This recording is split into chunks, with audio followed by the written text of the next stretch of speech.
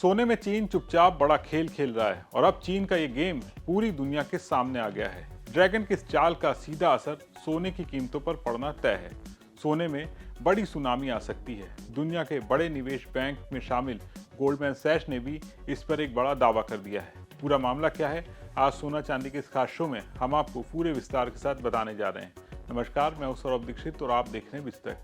सबसे पहले एक नज़र भारत में आज सोने चांदी की कीमतों पर डाल लेते हैं। आज 22 जुलाई की दोपहर करीब 2 बजे मल्टी कमोडिटी एक्सचेंज यानी MCX पर 5 अगस्त 2026 की डिलीवरी वाला सोना करीब 1748 रुपए की तेजी के साथ ट्रेड करता नजर आया। सोना 1,44,631 रुपए प्रति 10 ग्राम पर ट्रेड कर रहा था। वहीं 4 सितंबर 2026 की डिलीवरी वाली चांदी करीब 1771 रुपए की तेजी के साथ 2,25,550 रुपए प्रति किलो पर ट्रेड कर रही थी।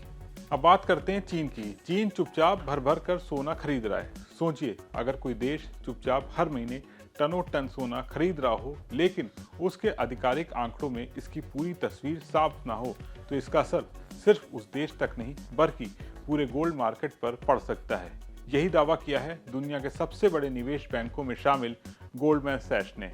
गोल्डमैन सैच का कहना है कि चीन की असली गोल्ड खरीदारी आधिकारिक आंकड़ों से कई गुना ज्यादा हो सकती है। अगर ये अनुमान सही निकला तो इसका मतलब है कि दुनिया के सबसे बड़े खरीदारों में से एक लगातार सोना खरीद रहा है और यही वजह हो सकती है कि तमाम उतार चढ़ाव के बावजूद सोने की कीमतें पूरी तरह से टूट नहीं रही। तो क्या चीन दुनिया से कुछ छिपा रहा है? क्या गोल्ड की अगली बड़ी तेजी की तैयारी हो रही है? और भारत के निवेशकों को इससे क्या समझना चाहिए? आइए पूरी कहानी को समझते हैं। दुनिया में सोने की कीमत आखिर तय कैसे होती है, पहले इसको समझ लेते हैं। अगर बाजार में खरीदारी करने वाले ज्यादा हो और बेचने वाले कम हो तो कीमत ऊपर जाने लगती है। लेकिन अगर खरीदारी करने वाला कोई आम निवेशक नहीं बल्कि किसी देश का केंद्रीय बैंक हो तो इसका असर और भी ज्यादा बड़ा हो सकता है। अब बात करते हैं गोल्डमैन सैच की।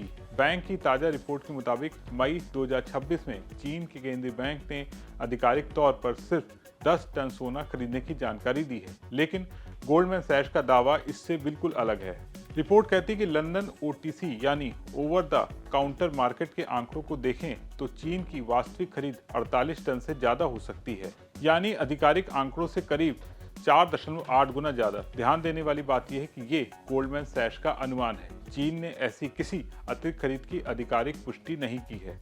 तो अब सवाल उठता है, अगर ऐसा है तो चीन ऐसा क्यों करेगा? इसका जवाब हमें पिछले कुछ वर्षों की वैश्विक घटनाओं से मिलता है। 2022 में रूस के विदेशी मुद्रा भंडार पर पश्चिमी देशों के प्रतिबंध लग गए थे। इसके बाद कई देशों को ये एहसास हुआ कि अगर विदेशी मुद्रा भंडार का बड़ा हिस्सा सिर्फ अमेरिकी डॉलर में रखा जाए तो भविष्य में जोखिम काफी ज्यादा बढ़ सकता है। यहीं से शुरू हुई एक नई रणनीति डॉलर पर निर्भरता कम करने की, और इस रणनीति का सबसे बड़ा हथियार बना सोना। क्योंकि सोना किसी एक देश की करेंसी नहीं है, इसलिए दुनिया के कई केंद्रीय बैंक लगातार अपने गोल्ड रिजर्व को बढ़ा रहे हैं। अब सिर्फ चीन ही नहीं, वर्ल्ड गोल्ड काउंसिल के आंकड़ों के मुताबिक मई 2026 में दुनिया के केंद्रीय बैंकों ने कुल 41 टन सोना खरीदा है। इसमें चीन की आधिकारिक खरीद 10 टन थी, लेकिन गोल्डमैन सैच का कहना है कि वास्तविक खरीद उससे कहीं ज्यादा हो सकती है। क्योंकि हर खरीद तुरंत आधिकारिक रिजर्व में दिखाई दे ये जरूरी नहीं है। अब इसका असर कीमतों पर कैसे पड़ता है, इसे समझ लेते हैं।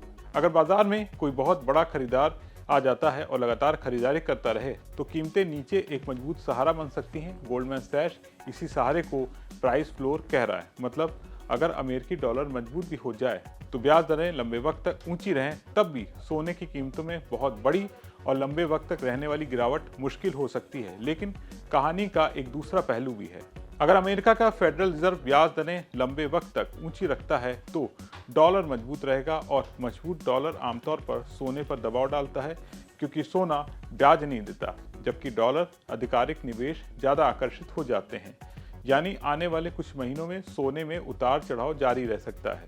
अब सबसे बड़ा सवाल, क्या चीन सचमुच अपनी पूरी गोल्ड खरीद दुनिया से छिपा रहा है? तो इसका जवाब है फिलहाल पता नहीं, और यही बात समझना सबसे जरूरी है। गोल्डमैन सैच ने अपनी रिपोर्ट में कहीं भी ये दावा नहीं किया कि चीन निश्चित रूप से खरीद को छिपा रहा है। बैंक सिर्फ इतना कह रहा है कि वास्तविक खरीद आधिकारिक आंकड़ों से ज्यादा हो सकती है।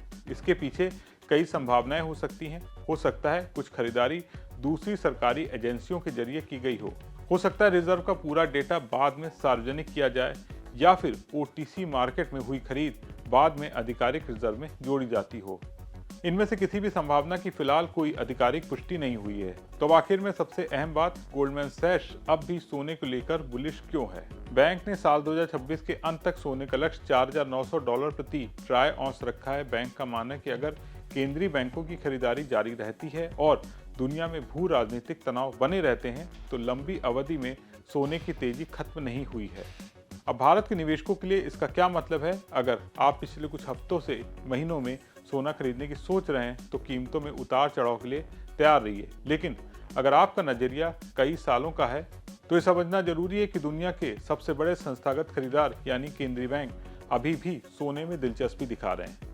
हालांकि सिर्फ एक रिपोर्ट देखकर निवेश का फैसला लेना सही नहीं होगा। हमेशा अपनी जरूरत, जोखिम उठाने की क्षमता और निवेश की अवधि को ध्यान में रखकर ही फैसला लें, क्योंकि बाजार में सबसे महंगा फैसला वही होता है जो बिना पूरी जानकारी के लिए लिया जाता है।